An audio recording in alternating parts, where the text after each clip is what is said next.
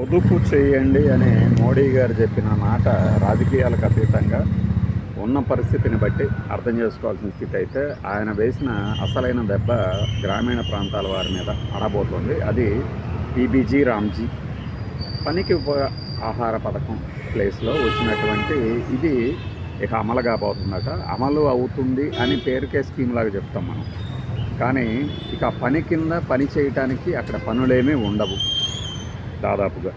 ఎలా అంటే 2024-25లో ఆంధ్రప్రదేశ్ లెక్కలు మాత్రమే ఇది 10,648 కోట్ల రూపాయల పనులు జరిగినాయి గ్రామీణ జాతీయ ఉపాధి హామీ పథకం కింద. మహాత్మా గాంధీ జాతీయ గ్రామీణ ఉపాధి హామీ పథకం కింద 10,648 కోట్ల రూపాయల పనులు 2024-25 మధ్యలో జరిగింది. తర్వాత సంవత్సరము 2025-26కి నేను దాదాపుగా చెప్తున్నాను. అది 10,648 అయితే ఇది 8,900 కోట్లు, 9,800 చిల్లర కోట్లకు పరిమితమైంది నెక్స్ట్ సంవత్సరానికి. ఈ కొత్త సంవత్సరంలో పేరు మార్చుకున్న ఈ ఉపాధి హామీ అంటే హామీ ఎగిరిపోతుంది, ఉపాధి పనులు మాత్రం మిగులుతాయి. దానికి పీబీజీ రామ్జీ అని భజన చేయాలి మనం. ఎంత ఖర్చు పెట్టబోతుంది కేంద్రం ఆంధ్రప్రదేశ్ ప్రభుత్వం కింద అంటే 837 కోట్ల రూపాయలు. 837 కోట్ల రూపాయలు 91% తగ్గిపోయింది. అంటే 2025-26 అంటే నేను మర్చిపోయాను కాబట్టి ఈ నెంబర్ గుర్తుంది కాబట్టి దీని నుంచి చెప్తున్నాను. 8,940 కోట్లు అయ్యి ఉంటుంది 2025-26 మధ్య. 91% మాయం అయిపోయింది ఖర్చు పెట్టాల్సిన మొత్తం. 837 కోట్లు అంచనాలుగా గ్రామీణాభివృద్ధి శాఖ ఒక నివేదిక తయారు చేసింది. ఇక దీంతో పనులు అవ్వవు. ఎందుకు అవ్వవు అంటే ఈ గత 2 సంవత్సరాల ఆర్థిక సంవత్సరాల్లో చూసినప్పుడు వాటిలో వేతనాల చెల్లింపులు అంటే మస్టర్లు వేసుకున్నటువంటి ఈ కూలీలకి, వాళ్ళు అనేది అదే కదా, కూలీలని అనకూడదు కాబట్టి మనం ఈ శ్రామికులకి పనిచేసిన వాళ్ళకి 6,000 కోట్లు 5,000 కోట్లు ఎంత ఖర్చు పెట్టించారు మొత్తం ఫండ్స్లో. అంటే మెటీరియల్ కాస్టు మిగిలిన పనుల కాస్టు తీసేయగా ఎంప్లాయీకి ఇచ్చేదే. అసలు యాక్చువల్గా పథకం పేరే ఉపాధి హామీ పథకం. ఎక్కడ యంత్రాలు వాడకూడదు, మొత్తం వీళ్ళకే ఇవ్వాలి కాబట్టి అలా అయితేనే సింహభాగం వీళ్ళకి వెళ్తుంది కాబట్టి ఎక్కువ శాతం అలా డిజైన్ చేశారు. ఇప్పుడు 837 కోట్లకి వచ్చిందంటే మెటీరియల్ కాస్టు, మొబిలైజేషన్లు, ఇంకా అసలు దీని కింద పనిచేసే శాఖల అధికారులకి వాళ్ళందరికీ ఇస్తే ఇంక ఎంత మిగులుతుంది వేతనాలకు పోయేది? 837 కోట్లలో రాష్ట్రం మొత్తం. అంటే ఉపాధి హామీ పథకంలో హామీ ఎగిరిపోయింది. ఇది విమర్శగానే కాదు.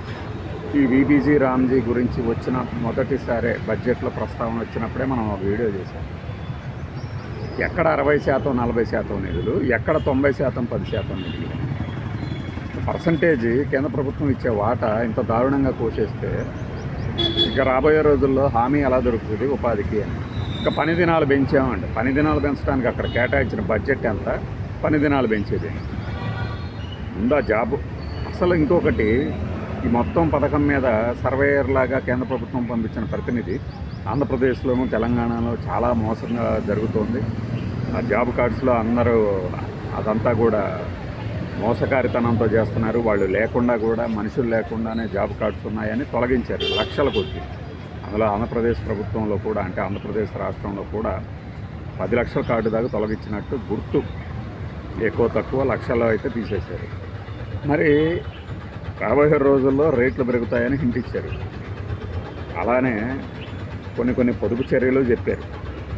ఈ చెప్పినప్పుడు కనీసం ఈ జాతీయ గ్రామీణ ఉపాధి హామీ పథకానికన్నా పేరు మార్చుకున్నారు. కేటాయింపులు పెరగాలి కదా, ఎందుకంటే యంత్రాలు వాడరు కాబట్టి దానికి డీజిల్ ఖర్చులు, ఇంకో ఖర్చులు ఉండవు కదా. తట్టా పారా, పలుగు పారా ఇవే కదా, వీటికి ఇంధనం అవసరంలా. మరి వీటికి కేటాయింపులు పెంచితే కనీసం వాళ్ళకు ఒక ఉపాధి గ్యారంటీ ఉండేది కదా. ఇవి తగ్గించారు, రేట్లు పెంచబోతున్నారు. ఎలా అడ్జస్ట్ అవుతారు? గ్రామీణ భారతం ఎలా దీనికి ఏమంటారు సర్వైవ్ అవుతుంది? ఇలాంటి గడ్డు పరిస్థితుల్లో దేశం అసలు చాలా క్లిష్ట పరిస్థితుల్లో ఉందని డైలాగ్ అయితే కొట్టేసి ఎందుకనేది కూడా మాలాంటి వాళ్ళు మిగతా వాళ్ళు అందరూ తెలిసి చెప్తున్నారు, కొంతమంది తెలియకుండా అయినా చెప్తున్నారు. మరి ఈ పరిస్థితుల్లో మీరు నోటి దగ్గర కూడు లాక్కున్నట్టే కదా. మిగిలిన రాష్ట్రాల్లో కూడా ఇంతే ఉంటుందిగా. అసలు ఈ పథకం ఎక్కువగా ఎక్కడ కొండ ప్రాంతాల్లో, గిరిజన ప్రాంతాలు ఉన్న చోట వాళ్ళకు ఒక ఆక్సిజన్ లాంటిదని అంటారు కదా. జమ్మూ కాశ్మీర్ కానీ, ఇంకా జార్ఖండ్ కానీ, వీళ్ళకి ఏ రకంగా హామీ చూపించిపోతున్నారు? మరి వేతనము పెంచరు, ఉన్న కార్డులు తీసేస్తారు, పని దినాలు తగ్గిస్తారు, ఇచ్చామని చెప్తారు. యావరేజ్న 25 రోజులు ఇచ్చారు ప్రతి రాష్ట్రాన్ని లెక్కేస్తారు. 50 రోజులు కాదు, 100 రోజులు కాదు. ఒక్కొక్క రాష్ట్రాన్ని తీసుకుంటే అత్యంత దారుణంగా ఉన్నాయి ఆ రేటు. మనది ఒక వీడియో ఉంది చూడండి, ఉపాధి హామీ పథకం మీద ఏ రాష్ట్రం ఎన్ని దినాలు కల్పించింది యావరేజ్న ఆ జాబ్ కార్డ్స్ ఉన్న వాళ్ళకి అని. మరి మనం నోటి దగ్గర కూడు లాగినట్టే కదా. ఏ పథకం అమలు చేసినా కూడా అంటే ఈ గవర్నమెంట్కి గాంధీ గారు అవసరం లేదు కదా. చివరి అంచెలో ఉన్నటువంటి సామాన్యుడిని దృష్టిలో పెట్టుకొని మన పథకం రూపకల్పన జరగాలి అంటారు. మరి ఆ సామాన్యుడిని వదిలేసేసి ఎక్కడో కూర్చొని ఏదో అంచనా వేసేసి మేము జస్ట్ డైరెక్ట్ బెనిఫిట్ ట్రాన్స్ఫర్లు పెడుతున్నాం, డీబీటీలు, మనీ ట్రాన్స్ఫర్ పెడుతున్నాం, అంతా అయిపోయింది అంటే ఎలాగా? ఇదేనా చేసేది? మనం గాంధీ గారు మనకు అవసరం లేదు కాబట్టి ఆ పేరు తీసేస్తాము, ఇంకో పేరు పెడతాము, పథకం పేరు మార్చేసేసి ఇంకేదాలాగానో మసిపూసి మారేడుకాయ చేసే ప్రయత్నం. ఎలా వాళ్ళకు ఉపాధి హామీ ఎలా కలిగిస్తారు? అంటే రైతాంగంలో ఈ కుప్పనూరు పేళ్ళు కాటా పనులు ఉంటాయి కాబట్టి వాటికి ఎలా మన సలహా ఇస్తారా? అంతే కదా. మీరు హామీ అంటేనే ఆ పేరులోనే ఉంది కదా, ఎంఎన్జిఆర్ఈలో. అదే లాగేసేసి మళ్ళీ విబీజీ రామ్జీ అంటే మీ పార్టీలు మీ భావజాలాన్ని ప్రచారం చేసుకోవటానికి స్కీములు పెట్టుకున్నారు. సరే, ఆ స్కీమ్ గొప్పగా ఉంటాయి కదా, పేరు పెట్టిన దానికి సార్థకత చేకూరేది, పర్పస్ సర్వైవ్ అయ్యేది సార్థకత చేకూరటం అంటే. మరి అది వదిలేసి ఇలా చేయటం న్యాయమేనా?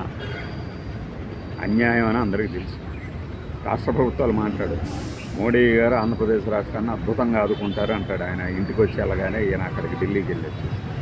ఎలా ఆదుకుంటారు? అందుకే అనేది ప్రతిపక్ష పార్టీలు ఉన్న చోట, అధికారంలో ఉన్న చోట కనీసం ఒక మాటైనా మాట్లాడగలరు. కానీ ఇట్లాంటి వాళ్ళు ఏం మాట్లాడతారు? ఎవరూ మాట్లాడరు. మాట్లాడే వాళ్ళని అనగదొక్కుతూ ఉంటారు. ఎవరు అనగదొక్కపోయినా పల్లెటూరులో ఊర్లలో తెలియదా పని ఈ రోజున ఈ సంవత్సరం మనకి ఎంత వచ్చింది, రాలేదు, దొరకదు అనే డిమాండ్. ఇప్పుడు ఒక పని ఉంటుంది, ఆ పని కోసం ఒకప్పుడంటే 100 రోజుల పని ఉంది అంటే ఇవాళ కాబట్టి రేపు వెళ్దాం అనుకుంటారు. ఇక్కడ 10 రోజులే పనులు ఉన్నాయంటే ప్రతి వాళ్ళు ఎగబడతారు. ఎగబడటం వల్ల పథకం సక్సెస్ అయిందని ఏమైనా చెప్పుకోవాలని ప్లాన్ కానీ ఏమైనా వేసారా? నాకైతే 50 రోజులు అది కనపడుతుందేమో అనిపిస్తుంది.